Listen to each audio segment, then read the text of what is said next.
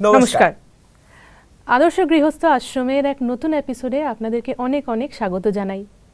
আজকে কি নিয়ে আলোচনা করব বলুন তো? আজকে আলোচনা করব সরলভাবে কি করে জীবনটা যাপন করা যায়। আজকাল চলতে চলতে জীবনটা কেমন যেন ক্রিটিক্যাল আর কমপ্লেক্স হয়ে উঠেছে। সহজ জিনিসকেও সহজভাবে দেখতে জানি না, কিন্তু সহজ থেকেও মুশকিলটাকে কিভাবে সরল করে নেওয়া যায়, আর সেই মুশকিল আসান আলোচনাগুলো আমরা এই এপিসোডে করতে চলেছি। অবশ্যই, কারণ কি সরলতাই হচ্ছে জীবনের আসল লক্ষ্য। আমরা প্রত্যেকে খুব জটিল হয়ে গেছি বর্তমান সময়, তাই একটু সরল হতে গেলে আমাদেরকে কিন্তু একটু সরল পথে চলতে হবে। তাই চলুন আজকে যে আমাদের অতিথিরা আছে তাদের থেকে একটু সরলতা শিখে নেব, আর আমাদের যে দিদি আছেন যিনি আমাদের সরলতার প্রতিমূর্তি, তার থেকে আমরা জানবো যে আমরা এই বা চারিদিকের যে জটিল পরিস্থিতিতে কি করে আমরা সরলভাবে জীবনটা যাপন করতে পারবো। তাই প্রোগ্রামের শুরুতেই আমাদের বিশিষ্ট অতিথিদের সাথে আসুন আলাপটা সেরে নিই। নমস্কার। আপনাদের আদর্শ গৃহস্থ আশ্রম অনুষ্ঠানের এই পর্বে আপনাদের সকলকে স্বাগত জানাই। দাদা, প্রথমে আপনার কাছ থেকে শুনে নেব আপনি কোথা থেকে আসছেন, আপনার নাম কি, আর আপনি পেশাগতভাবে কি করেন? আমার নাম শিবদাস মণ্ডল। আমি পশ্চিমবাংলার বাঁকুড়া জেলার সেন্টারের অন্তর্গত ইনপুর থেকে এসেছি। আচ্ছা। আমি স্কুলের করণিক হিসেবে কাজ করি। আচ্ছা। বাবার জ্ঞান পেয়েছি 11 সালে। ওখানে ইনপুরের সুপর্ণাবনের নিমিত্তে আমার লৌকিক সন্তানের টিচার ছিলেন। আচ্ছা আচ্ছা। উনি বললেন, দাদা বিকেলে কি করেন? আমি বললাম, হ্যাঁ আড্ডা দিই, দোকানে ঘুরে বেড়াই। ঠিক আছে, আসুন না, এখানে সৎসঙ্গ রয়েছে। তাই ওই 11 সালের সেপ্টেম্বর মাসে ছোট্ট বাচ্চাকে নিয়ে ওখানে যাই। সেই হচ্ছে প্রথম আপনার যাত্রাটা শুরু, প্রায় 14 বছরের রাস্তা। আপনার কাছে আসি দিদি, আপনার নাম? প্রিয়াঙ্কা মণ্ডল। কোথা থেকে এসেছেন? আমি বাঁকুড়ার ইন্দপুর। দিদি, আপনাকে জিজ্ঞাসা করব, এরা বলছেন যে আমরা এরকম আগে সময় অপচয় করতাম, ঘুরে বেড়াতাম, জানতাম না, যে মানুষ জানে না কোনটা সঠিকভাবে ইউজ করতে হবে টাইমকে। আমাদের মনে হয় ফোন দেখা, নেট ঘাটা এগুলোই নর্মাল লাইফ, এগুলো সবাই করে, আমরাও করছি। কিন্তু এই যে রাজযোগ মেডিটেশন আমাদেরকে একটা ডিফারেন্ট লাইফস্টাইল শেখায়, মানে এটা কি করে, মানে এই মেসেজটা আমরা ইউথদের কাছে বিশেষ করে পৌঁছে দিতে পারি যে সময় অপচয় নয়, সময়টাকে সঠিকভাবে কাজে লাগানো উচিত। কোনো একটা জিনিস যখন আমরা শিখে যাই, যেরকম রাজযোগ আমরা নিজেরা শিখেছি, ভালো করে জেনেছি, ভালো করে বুঝেছি, ঠিক সেরকম তার একটা নতুন সোপান, যে আপনি কাকে যখন অন্য কাউকে আপনি বলবেন তো কিভাবে বলবেন, কোনখান থেকে শুরু করবেন, এবং সবাইকে তো একরকম ভাবে বলা যায় না। সেই জন্য এই ঈশ্বরীয় নেশাটা আমাদের বাড়াতে হবে। যে এই যে রাজযোগ শেখার পরে যখন আমরা আমাদের নিজেদের জীবনে লাভবান হই, মানে হয়ে গেছি আমরা, তখন আমাদের একটাই নেশা, কি সবাইকে বলবো, আমার বাড়ির লোককে বলবো, আত্মীয় স্বজনদের বলবো, দূরের মানুষদের বলবো, যারা মানে বাবাকে চেনে না, জানে না, তাদেরকেও বলবো। এই বলার জন্য আমাদের প্রতিদিনের একটা জিনিস, মনন চিন্তনটা আমাদের বাড়াতে হবে। ধরুন এই আত্মার লেসনটাই আপনি করলেন তো একদিন করেছেন, কখনো শুনেছেন, কখনো কেউ বোঝাচ্ছে সেখানে দাঁড়িয়ে দেখেছেন, কিন্তু যখন আপনি নিজেকে আপনি প্রেজেন্ট করবেন যে আমি আজকের এই জিনিসটা আমি বোঝাবো, তাহলে আপনাকে প্রথম হচ্ছে পড়াশুনো করতে হবে, ভালো করে এই রাজযোগটাকে আপনাকে শিখতে হবে, ভালো করে জানতে হবে। মানে দেখুন আমাদের বিশেষ করে পশ্চিমবাংলায় শিক্ষাটা মানে সবাই মানে পড়াশুনো জানে, এই ঠাকুর দেবতা ধর্ম গ্রন্থ এগুলো সম্বন্ধেও প্রায় অনেকেই মানে খুবই অনেকটা এগিয়ে আছে, আমাদের থেকে অনেক এগিয়ে আছে। তাহলে আপনি যখন কারোর কাছে গিয়ে আপনি বলবেন, সে তো তর্ক করবে, সে যেটা করে সেটা বলবে, তার নিজের মতটা শোনাবে, এরকম তো রয়েছে। সেই জন্য আপনাকে খুব ভেতর থেকে পরিপক্ক হতে হবে, আর নিজের উপরে খুব বিশ্বাস রাখতে হবে, আর সর্বোপরি আপনার এই পরমাত্মার যে স্নেহ, পরমাত্মার যে শক্তি, এই দুটোতে আপনাকে খুব ব্যালেন্স রেখে চলতে হবে। দিদি, আপনি যে বলার কথা বলছেন না, তো অনেক সময় এরকম হয় আমরা যখন কাউকে কোনো ভালো জিনিস বলি, সেটা পরিবারের লোক বিশেষ করে অনেক ব্যঙ্গাত্মক ভাবে সেটা নেয়, বলে এই যাচ্ছিস তো দেখবো কতদিন যাচ্ছিস, সে দুদিনের বৈরাগী। হ্যাঁ, তো এই কথাগুলো অনেক সময় হয়তো শিবদাস ভাই বা আপনারা এই কথাগুলো শুনেছেন, দেখবো কতদিন তোরা নিরামিষ খাস। তো যখনই কাউকে ভালো কথা বলি আমাদেরকে কথাগুলো কিন্তু শুনতে হয়, শুনতে হয় এই জন্য কি আমরা সবাই নিতে পারি না, না? এটা ঠিকই কয়েকদিন আপনি ওই পথে গেলেন, কয়েকদিন ওইটা গেলেন, কয়েকদিন ওই গেলেন, ভিড়ের মাঝে তো হারিয়ে যায় মানুষ। সেজন্য ওটা তো আমাদের শুনতেই হবে, ওটার জন্য নিজেকে প্রস্তুত রাখা দরকার। লোকে হাসবে, কমেন্ট করবে, তারপর ইচ্ছা প্রকাশ করবে না, মানে কোনো ইন্টারেস্ট দেখাবে না, ঠিক আছে, এরকম তো থাকবেই। কিন্তু আপনি আপনার কাজ থেকে পিছিয়ে গেলে চলবে না। আপনার নিজের কাজটা আপনাকে ভালো করে করে যেতে হবে, খুশির সাথে করতে হবে এবং আনন্দের সাথে করতে হবে এবং নিরন্তর করতে হবে। কনসিস্টেন্সি। দাদার কাছে একটু আসবো যে আপনার জীবনে এরকম কিছু বিশেষ অনুভব, এত বছর 14 বছর আপনি চলছেন, তো কিছু বিশেষ অনুভব যদি আমাদের সাথে মানে একটু জুড়ে দিই যদি প্রশ্নটার সাথে, দিদি যে আনসারটা দিলেন, যে ধরুন দিদি বলছেন যে সবার জ্ঞানটা নেওয়ার ধারণা থাকে না বা সবাই বুঝতে পারে না প্রথমে, আপনার সামনেও এরকম কিছু চ্যালেঞ্জ এসেছিল কি? হ্যাঁ, প্রতি পদে পদে। আচ্ছা, যেরকম যেসব জায়গায় পাঠশালা শুরু হয়েছে সেখানে প্রথমত মানে এই যে করছি, এই যে আধ্যাত্মিক যে জীবন, এটাকে প্রথমে ভণ্ড রূপে স্থাপনা করে, যে ওরকম অনেক সংগঠন আছে। আবার কিছুদিন আগে একজন মানে বিশিষ্ট ব্যক্তির কাছ থেকে পাই, ওই চারদিকে তো অনেক বাবা ঘুরছে, এটা আবার কোন বাবা রিপ্রেজেন্ট করছে? বলি ঠিক আছে, যেদিন বুঝতে পারবেন উনি নিশ্চয়ই সেই রাস্তাটা জানবেন, হয়তো মুখে কিছু কমান্ড করেনি। তো প্রথম যখন 3 মাস তখন সেন্টারে দিদির কাছে আসি, সেন্টারে শুনলাম এই রাজযোগ দ্বারা নাকি মানসিক শক্তি জাগৃত হয়। তো দিদিকে জিজ্ঞাসা করেছিলাম যে আমার মা ছিলেন 7 বছরের সাইকিয়াট্রিক পেশেন্ট। আচ্ছা। তো ঘুমোতেন, সারা দিন রাত ঘুমোতেন, একজন কাজের মাসে থাকতেন। তো দিদিকে বলেছিলাম, দিদি এরকম অবস্থা আছে মায়ের, কি জাগৃত হতে পারে? তো দিদি বললেন, মা যদি নিতে পারেন তাহলে নিশ্চয়ই হবে, তবে আপনাকে আগে শিখতে হবে। তো সেদিন থেকে অন্তর মন প্রাণ দিয়ে মানে নেমে পড়লাম যে এটা শিখতে হবে, যদি মা একটু ভালো হয়ে যান। একদিন করে যেতাম বাড়ি, বললাম যে শিব বাবার জ্ঞান শিখছি, বলছে হ্যাঁ খুব ভালো, মানে তাকিয়ে নয়, চোখ বন্ধ করে কথাগুলো বলছেন। একজন মাসি দেখতেন, স্নান করিয়ে দিতেন, ওইরকম একদিন করে যেতাম। ঠিক 3 মাস পরে মাসি বলছেন যে তোর মায়ের সাথে আমরা দুজনে উঠে বসে মা তোর মা গল্প করে আমার সাথে, বলে আমি 2 দিন করে যাব। আপনি কি এমন করলেন? ওই গল্পগুলো মা শুনতে ভালো লাগছিল। তাহলে বাবাকে বলতাম যে বাবা যদি কিছু রাস্তা থাকে তুমি আমায় দেখাও। আচ্ছা, মানে আপনি মেডিটেশনের কথা বলতেন? মেডিটেশন সাহায্যে শুভ ভাইব্রেশন দিতাম মাকে। তো 3 মাস পরে মাসি বললেন এরকম হয়েছে, বলে ঠিক আছে আমি 2 দিন করে যাব। তারপর এই উত্থান দিদিকে যেয়ে বলি, দিদি মা একটু উন্নতি হয়েছে। দিদি বললেন গ্রামে পাঠশালা খুলুন, মা তো তবে ভালো হবে। আমি একদম দিদি, পাঠশালা খুললাম, মা ক্লাস করতে গেলেন, সেখানে লেখা শুরু করলেন।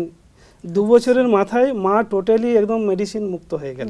বাহ, এটা তো একদম মিরাক্কেল। একদম মাকে দেখে পুরো গ্রাম আত্মীয় পরিজন চমকে গেলেন, যে মানুষ ঘুমোতেন চিনতে পারতেন না, সে মানুষ কি করে এরকম স্বাভাবিক জীবন করলেন। তো বুঝলাম এক মা যদি ভালো হয় তাহলে শত শত মায়ের এরকম অবস্থা থেকে মুক্ত করতে পারবো। সেখানে ডুব দিলাম এই জ্ঞান যজ্ঞে। বাহ, খুব সুন্দর। আপনার অনুভব শুনে রীতিমতন আমার গায়ের লোম দাঁড়িয়ে যাচ্ছে যে জীবনে এরকমও হতে পারে। আজকে আপনি একা আপনার মাকে ঠিক করেননি, আপনি আমাদের সকল মাদের কাছে অনুপ্রেরণা যে এই পথে চলে প্রচুর মানুষকে ঠিক করা সম্ভব। এবং দিদির অনুমতি নিয়ে ওখানে যতগুলো গ্রাম বেরিয়েছি সেখানে 14খানা পাঠশালা আছে, গ্রাম আছে। আচ্ছা। এবং ধীরে ধীরে একের পর এক একটা গ্রামে 3টা করে পাঠশালা আছে। এরকম করে করে এমনও মা নেই যে অনুভব পায়নি, আর বাবা সকলের ইচ্ছা পূরণ করেছে। খুব ভালো। আমার মনে হয় মেসেজটা আমাদের দর্শকদের কাছে 500 থেকে 600 জন প্রায় মাতা আছে। খুব ভালো। এবং মানে নিজে ভুলতে পারিনি, বাবা আমাকে জাগিয়ে দিয়ে বাচ্চা ওঠো, অনেক কাজ বাকি আছে। আপনি অনেক একটা অনুপ্রেরণার কাজ করলেন আমাদের অনেক দর্শকদের জন্য। দিদি আপনাকে জিজ্ঞাসা করছি, উনি তো ওনার জার্নিটা বললেন, মানে আপনার কেমন ছিল? কারণ আপনি সংসারে থাকেন, একটা অন্য রকমের জগৎ আপনার। জ্ঞান নেওয়ার পর কি পরিবর্তন ঘটে বা আপনার সামনে কি কি চ্যালেঞ্জ এসেছে জ্ঞানের পথে? টেনশন ছিল, সেগুলো আস্তে আস্তে সব দূর হয়ে গেছে, মন অনেক শান্ত হয়ে গেছে। দাদা যে এত সেবা করে বেড়ায়, সারাদিন অফিসও সামলায়, বাইরে উনি এতগুলো সেন্টার গীতা পাঠশালাতে উনি হয়তো ক্লাসও করাতে যান, তো সেখানে আপনার কখনো মনে হয় না না আমাকে সময় দিচ্ছে না বা আমাকে নিয়ে একটু বাইরে যাচ্ছে না, কেনাকাটা করে দিচ্ছে না? মনে হয় না, আমি যতটা সম্ভব হেল্প করার করি। মানে ওনাদের দুজনের একটা কম্বাইন্ড প্রয়াস, তাই না?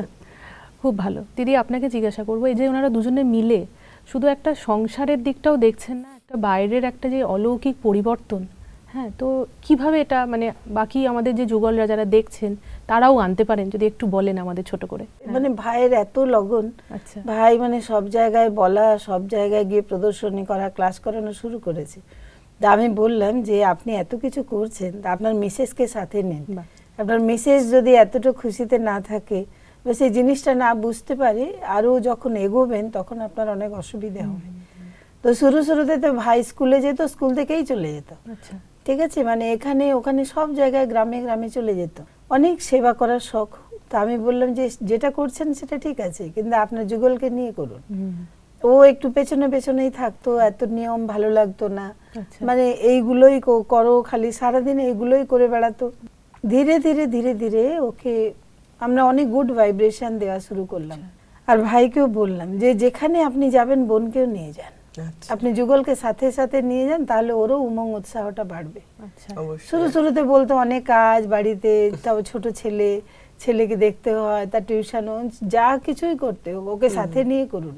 যদি আপনি একাই এত মানে খুশিতে থাকেন, তাহলে লোকে আর উল্টো মেসেজ দিয়ে দিচ্ছে একদম যে তোমার স্বামী একদম সাধু হয়ে যাবে, তোমার স্বামী সব ছেড়ে দেবে।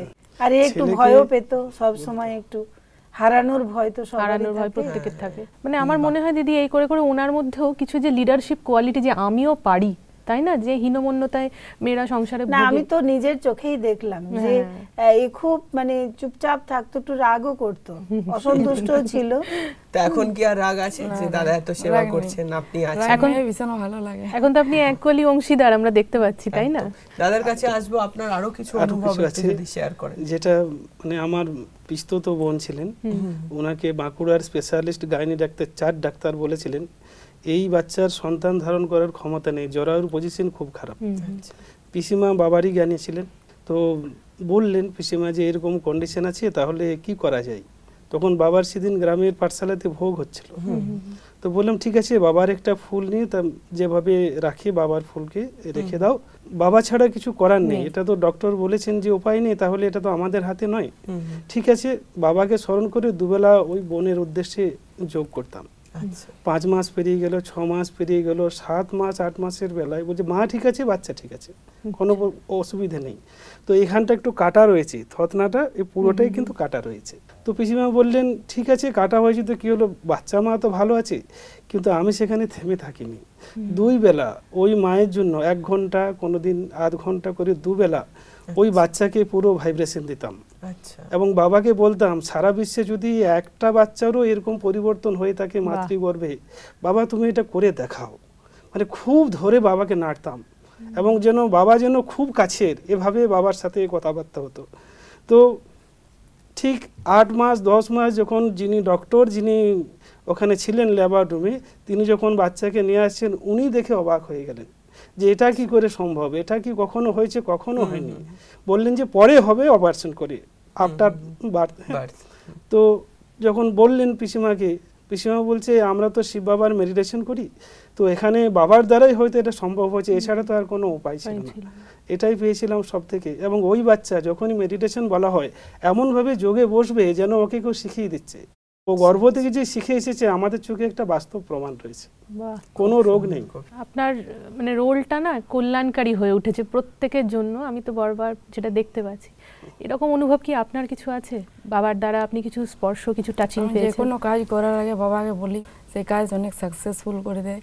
আর কোনো কিছু হারিয়ে গেলে বাবাকে বলি এই জিনিসটা পাওয়া যাচ্ছে না, সে প্রতি ক্ষেত্রেই বাবা খুঁজে দেয়। হ্যাঁ, বাবা খুঁজে দেয়। তাহলে আমাদের যদি কিছু হারিয়ে যায়, আমরা চেষ্টা করলে পাবো কি? একদম পেয়ে যাবেন। আচ্ছা, আচ্ছা, কিভাবে বলতে হবে বাবাকে? বাবাকে বলতে হবে এই জিনিসটা আমি পাচ্ছি না, খুঁজে যেন পেয়ে যাই। আচ্ছা, দিদি, যে এই যে ভাবনাটা আপনি আগেও ক্লিয়ার করেছেন যে এটা আমাদের একটা আস্থার ব্যাপার, কিন্তু এই ঈশ্বরও তো কোথাও না কোথাও গিয়ে আমাদের হেল্প করেন, তাই না? কোথাও না তিনি প্রতি ক্ষেত্রেই করেন। যেরকম আমাদের লৌকিক দুনিয়া মা বাবা কি করেন, আমরা তো বাচ্চারা বড় হলেও আমরা মা বাবার উপরেই ডিপেন্ডেন্ট থাকি। মা তুমি জামাটাকে ধুয়ে দেবে, মা তুমি জামাটা আয়রন করে রাখবে, মা আমার জামাটা কোথায়, মা আমার জুতোটা কোথায়, মা আমি বেরোবো এটা দাও। যেরকম মা একদম অস্থির হয়ে থাকে বাচ্চাকে সুখ দেওয়ার জন্য, ঠিক সেরকম আত্মার পিতা পরমাত্মা তিনিও আমাদের পরম সুখের সাগর। তাহলে তিনিও আমাদের সদা মানে যত্নশীল হন, যাতে আমরা সেরকম স্নেহ এবং তার সেই ভালোবাসাটাকে অনুভব করতে পারি। এখানে যে রাজযোগ শেখানো হয়, এই রাজযোগে আমরা প্রথম যেটা পেয়েছি সেটা হচ্ছে সত্য জ্ঞান। আর এই জ্ঞানের সাথে সাথে আমাদের যে ভাবনাটা কাজ করে, সেই দুটো মিলে কিন্তু আমাদের জীবন অনেক সত্য সুন্দর হয়ে উঠেছে। অর্থাৎ আমরা শুধু ভাবনা রাখি না, আমরা এরকম ইমোশনাল হয়ে যাই না, কিন্তু আমাদের মধ্যে একটা শুদ্ধ ভাবনা রয়েছে যে আমার বাবা আছেন, আমার বাবা আছেন, আমার এ কাজ সুন্দর হয়ে যাবে, বাবা তুমি এটাকে সুন্দর করে করে দাও। আমি মানে আমার নিজের জীবনেও দেখেছি, সেবার ক্ষেত্রে, এই ঈশ্বরীয় জীবনে কোনো প্রোগ্রাম হবে, যেদিন হবে তার আগে একটু আমাদের ভেতরে মানে একটু টেনশন চলতে থাকে, আর বেশি আমরা ওই বাহ্যিকটাকে বেশি, মানে এই গেস্ট আসবে, তার আপ্যায়ন, তাকে গিফট দেওয়া, তাকে বসানো খাওয়ানো সব কিছুতেই। কিন্তু আমি দেখেছি যে আমরা যতটা আপ্যায়ন করি তার থেকে বাবা অনেক বেশি আপ্যায়ন করে। আমরা যতটা ভাবি প্রোগ্রামটা সুন্দর হবে তার থেকে অনেক বেশি ফ্রুটফুল হন। কেন বাবাকে স্মরণ করে সকাল থেকেই বলি, বাবা আজকে সুন্দর একটা প্রোগ্রাম তুমি আমাকে নিমিত্ত করেছো। তো বাবা বলছেন, বাচ্চে তুমি চিন্তা মত করো, বহুত সুন্দর প্রোগ্রাম হোগা। মানে এত সুন্দর করে বাবা বলে দেন যেন আমি কথাই বললাম বাবার সাথে। আর এটা আমি একটা প্রতিদিনের আমার নিয়মের মধ্যে করে নিয়েছি। প্রোগ্রাম শেষ হওয়ার পরে আমি একবার বাবার কাছে বসি, একা বসে বাবাকে সব সমাচারটা শোনাই, বাবা আজকের খুব সুন্দর প্রোগ্রাম হয়েছে। আর স্টেজের মধ্যেও বাবাকেই আহ্বান করি, ব্রহ্মা ভোজন হলে যখন ভোগ লাগানো হয় তখনও আহ্বান করি। মানে বাবা যে আমাদের জীবনের একটা প্রধান মানে অঙ্গ, বাবাকে ছাড়া আমাদের জীবন চলবে না। যেরকম শ্বাস ছাড়া জীবন চলে না, সেরকম আমরা ঈশ্বরীয় জীবনে বাবাকে পেয়েছি, সেই পরম শক্তিকে পেয়েছি। এটা আমাদের জন্ম জন্মান্তরের সৌভাগ্য। মানে দিদি, আমার একটা কথা বা প্রশ্ন শুনতে বা জানতে খুব ইচ্ছা করছে, এই যে উনি এত স্টেপ নিয়ে আগে এগিয়ে এসেছেন। আজকাল আমরা সংসারে যতজন থাকি, নিউক্লিয়ার ফ্যামিলি আমাদের কনসেপ্ট হয়ে গেছে, এটা আমার, এটা তোমার। কিন্তু যখন এই জ্ঞানটা আমরা নিয়ে, আমার মনে হয় মনের যে পরিধিটা ওটা বোধহয় বেড়ে যায়। যেমন উনি বলছেন যে আমি সকল বাচ্চার জন্য ভেবেছি, সকল মাতাদের জন্য ভেবেছি। ভাইয়ের জীবন অনেক অনেক সংঘর্ষময়, পরিবারের জীবনে অনেক ভালো পরিবারেরই, কিন্তু পরিবারের বড় হওয়ার জন্য অনেক সংঘর্ষ করেছে। এরা দুজনে মিলেই অনেক সংঘর্ষ করেছে এবং অনেক সন্তুষ্ট চিত্ত আত্মা।